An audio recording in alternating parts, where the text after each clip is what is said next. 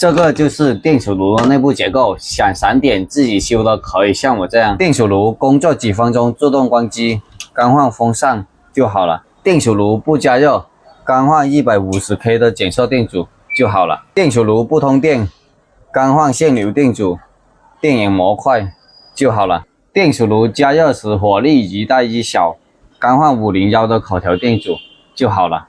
电磁炉工作途中炸保险，更换功率管、整流桥就好了。